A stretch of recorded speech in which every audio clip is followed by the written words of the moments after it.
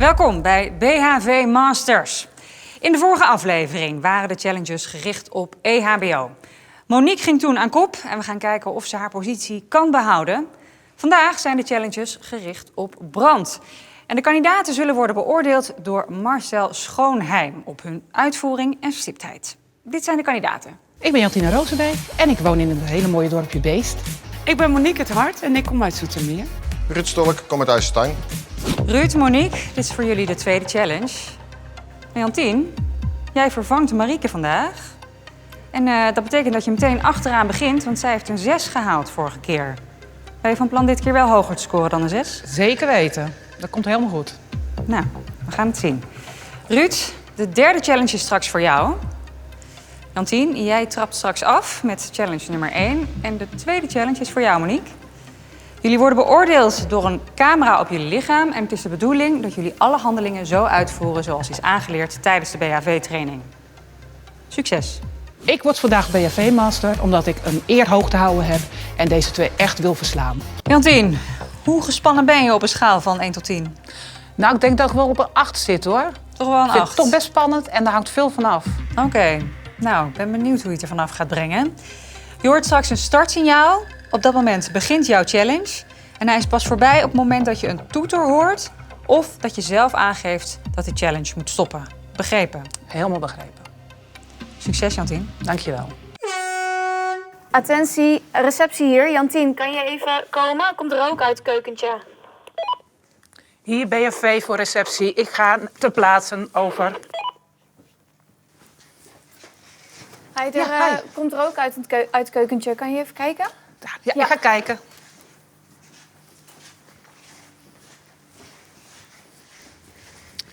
Ze loopt niet echt door, hè? Nee, maar dat is ook beter. Het is een gladde vloer. Dus als ze gaat rennen, bestaat de kans op vallen of uitglijden. Oké, Dus op dus zich, dat is juist goed. ja, ze is aan het kijken wat er aan de hand is. Maakt eigenlijk nu al gelijk een keuze uit de blusmiddelen. Hier BHV voor de receptie. Er is daadwerkelijk een brandje in de keuken. Staat de prullenbak in brand. Over. Ja, komt hier tot de conclusie dat het de goede is. Doet een proefstoot. Begin met blussen.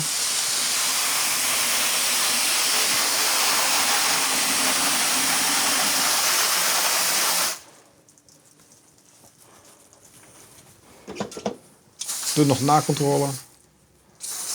Ook onder de prullenbak. Ja, keurig. En achteruit terug. Ja, ik vond het best spannend, maar het ging volgens mij best wel goed allemaal. Dus ik ben wel tevreden. Je had keuze uit 2 blusmiddelen. Pakte eigenlijk gelijk de sproeischuimblusser. Ja. Super gedaan. Ik zag bij de verwijderen van de borgpen, er was wat gehaast. Misschien wat zenuwen. Ja, zeker. Ja. En het vasthouden van het straalpijpje aan het eind. Ja, je hebt Je zat helemaal- ja. iets verder terug. Dus dat zou ik volgende keer anders doen. Voor de rest super gedaan, brand uit. Top. De volgende keer zou ik misschien iets rustiger blijven. Want ik merkte toch wel dat ik het wel spannend vond om echt zo'n vuurtje te moeten blussen. Ik ga winnen vandaag omdat ik heel graag Rudy wil verslaan. Dat is echt het doel van mij van vandaag. Gaat gebeuren. Hi, je had mij opgeroepen? Ja, er gaat een brandalarm af. En ik denk eigenlijk dat het hier vandaan komt. Oh ja, ik zie dat er een nevenindicator aan is. Is Kijk, daar hoe iemand goed. aanwezig? Volgens mij niet. Maar heb je dan iets op de PMI-melder dat die uiteindelijk afgaat? Kan jij daar misschien weggaan voor het geval dat er hier uiteindelijk brand is? Ja. Oké, super. Dankjewel. 1, 2, 3, 4, 5. Oké, ik zie dat er veel te veel rook is. Er komt al heel veel rook. Nee, ik wil heel graag dat jij nu naar buiten gaat. Zou je misschien meer BHV's kunnen oproepen? Ja. Oké. Ik ga een handbrandmelder indrukken. Gaan ontruimen. Ik vond het heel spannend. Ik vond het echt heel leuk om te doen, omdat je geen idee hebt wat je te wachten staat. Maar het viel aan de ene kant mee, maar je bent toch heel erg bang om het verkeerd te doen. Tijdens het uitvoeren van de deurprocedure vielen me een aantal dingen op. Oké. Zo ging je heel snel met je handen langs de kieren. En dan ervaar je minder snel warmte. Dus het advies is om dat echt rustiger te doen. En voordat je de deur, als je de deur opent, kijk je enkele seconden omhoog. Naar de bovenkant om te kijken of er rook en vuur uitkomt. En ik hoorde jou keihard tot 5 tellen. Ja. Dat is heel verwarrend. Ja, maar dat is omdat ik mezelf dan uiteindelijk toch iets van een veiligheid heb ingebouwd om die seconde te pakken. En ja, daar had ik misschien niet hardop moeten doen. Maar Ik heb liever dat je voor dat mezelf. gewoon voor jezelf houdt. Oké. Ik ga vandaag Monique verslaan, omdat vrouwen hebben toch wat meer met EHBO. En vandaag is een brand, dus het is meer een mannending. Ruud, ik ruik brandlucht. Hier in de Brandlucht? serverruimte, denk ik. Ja. In de serverruimte, Ja. denk jij? Oh ja, je ruikt inderdaad wel een brandlucht, ja. Oké. Hij ruikt wel wat. Ja, blijf jij maar daar. Blijf maar een beetje op afstand. Ik ga even kijken in de serverruimte wat er aan de hand is. Hij gaat eerst de deurprocedure doen. Is dat goed? Ja. Ja, hij wil weten of hij de deur veilig open kan maken. Ja, goede positie. Hij kijkt van de deur weg. Hoofd afgedraaid, goed zo.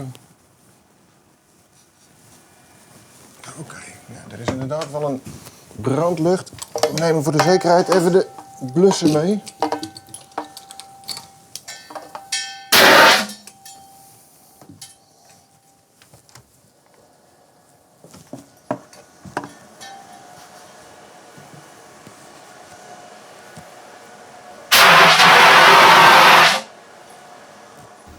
Snel gespot. Hand gespot, uitgemaakt. Goed gecontroleerd. Achteruit weer terug.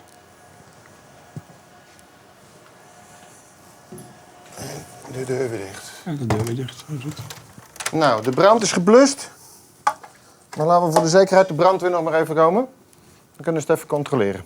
Zou je achteraf gezien iets anders gedaan hebben? Ja, ik zou de blusser eerst getest hebben voordat ik de deur open gedaan had. Ja, zodat je Toen de was het al blusser bezig. gereed hebt als je naar binnen kan. Ja, inderdaad. Het enige wat ik nog gezien heb, als je binnen bent, zou ik echt proberen nog iets lager te blijven. Oké, nog iets lager.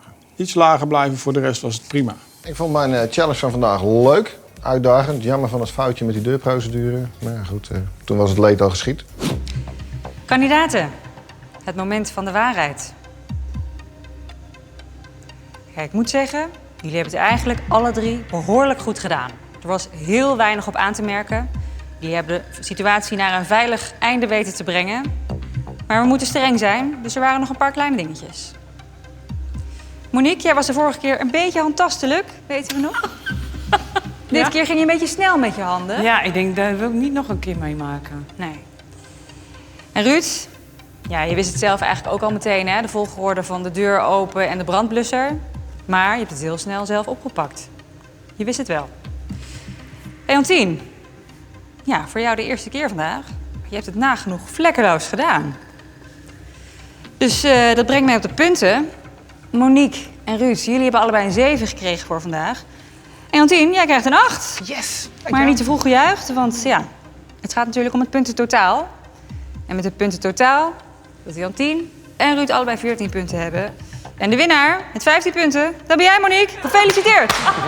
Dankjewel! Maar vandaag hebben we wel dezelfde aantal punten gehaald. Maar vorige keer was ik net een puntje beter dan dat hij was. Dus ja, super. Dat voelt echt heel goed. Er werken wel wat meer dingetjes mee, waardoor je dus ook wel meer zenuwen krijgt. En dat je toch eigenlijk hoopt dat je aan alles denkt. Dus dat is wel het verschil van een normale training dan wanneer je een challenge doet. Dus dat is wel wat anders. Maar echt superleuk gedaan.